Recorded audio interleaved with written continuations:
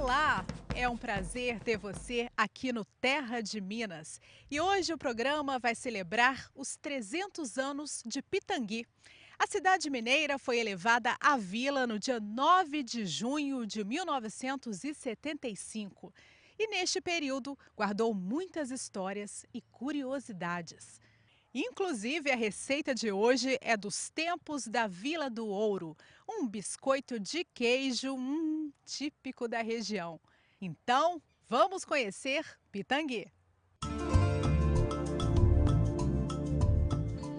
A imensidão diante dos olhos. Esse é um dos pontos mais altos do centro-oeste mineiro. Do lugar onde hoje o Cristo Redentor abençoa a paisagem, é possível ver 6 cidades. Por isso, Pitangui é considerado o portal do centro-oeste mineiro.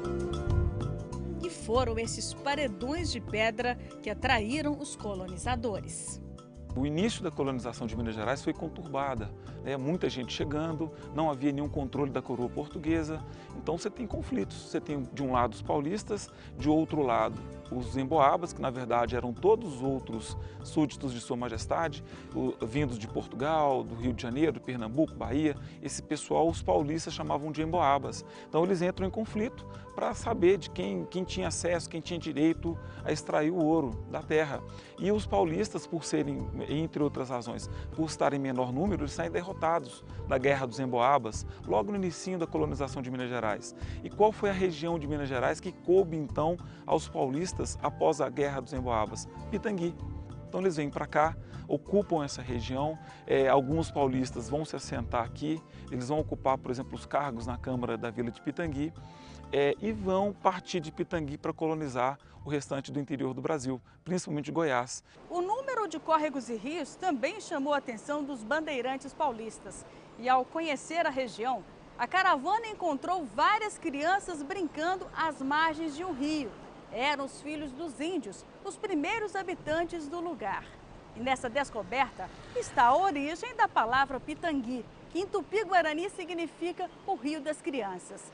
E nessas margens, os desbravadores encontraram também a riqueza que eles tanto procuravam. Segundo os historiadores, o ouro chegava a brotar da terra. Pouco tempo depois, Pitangui se transformaria na 7ª Vila do Ouro de Minas Gerais.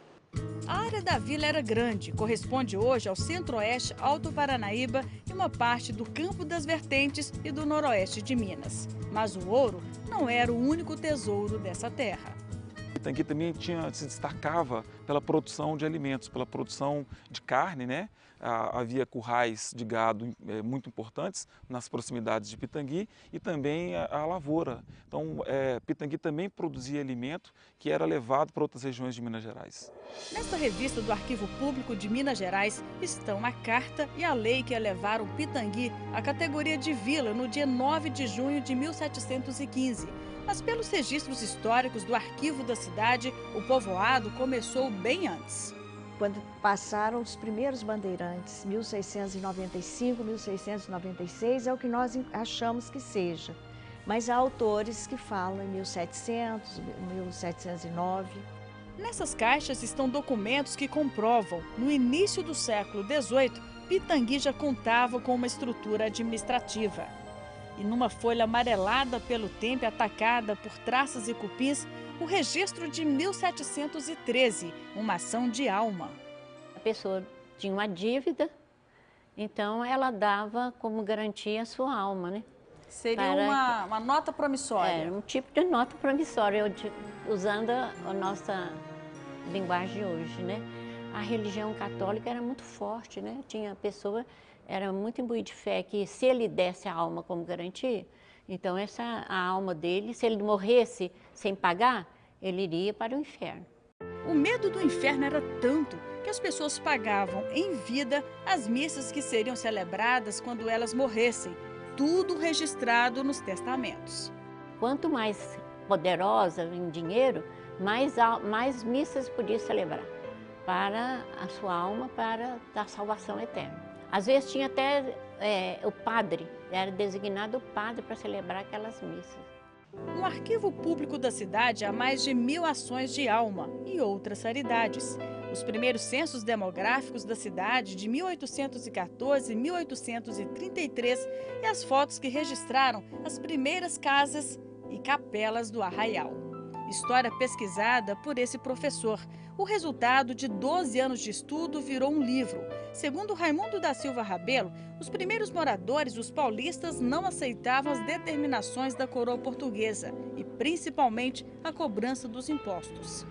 A cada investida do governador da capitania em cobrar o imposto aqui, resultava em motins, resultava em rebeldia e lutas. Motins que começaram em Pitangui e se espalharam por Minas Gerais. Em frente à matriz, um dos registros importantes da Declaração da Independência do Brasil. É aqui que está enterrado o vigário mais influente da história de Pitangui, Padre Belchior Pinheiro de Oliveira, conselheiro de Dom Pedro. Na carta, que está hoje no acesso à entrada principal da igreja, o destaque para a parte em que ele orientou o rei a se libertar do domínio de Portugal. E agora, Padre Belchior? E eu respondi prontamente: se Vossa Alteza não se faz rei do Brasil, será prisioneiro das cortes e talvez deserdado por elas. Não há outro caminho senão a independência e a separação. E um dos locais onde se comemorou a libertação do Brasil em Pitangui está preservado. É a Capela da Cruz do Monte. O muro de pedra e o cruzeiro são os mesmos até hoje. Quando um povo perde a sua cultura, está perdendo a sua identidade. E essa é uma das tradições preservadas em Pitangui. Ao lado da capela, construída pelos escravos, várias gerações se encontram para jogar capoeira. É muito importante nós estar trazendo essa garotada aqui, porque é um encontro, né, do passado com o presente. Herança dos primeiros escravos que habitaram o centro-oeste mineiro e foram fundamentais para o desenvolvimento do interior de Minas Gerais.